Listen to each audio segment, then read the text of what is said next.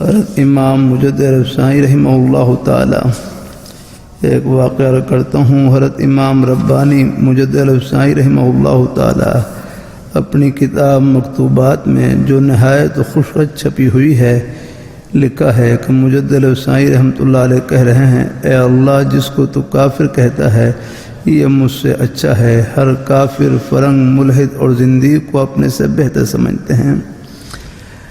کیا معلوم ہے کہ ان کا خاتمہ ایمان پر ہو جائے اور موت سے پہلے مجھے اپنے خاتمے کا علم نہیں ہے یاگنا ہے۔ حضرت حکیم الامت حضرت تھانوی رحمۃ اللہ علیہ فرمانے لگے، میں اپنے آپ کو تو فی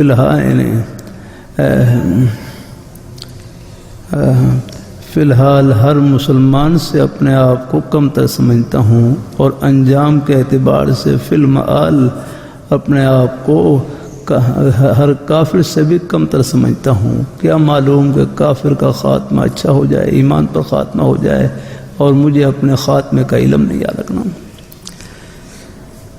ہمارے بڑے بڑے حضرات جب بھی ایک دوسرے کو دعا کا کہتے ہیں، خاص طور پر ایک دعا کا کہ دعا کریں اللہ خاتمہ ایمان پر فرما دے۔ آگے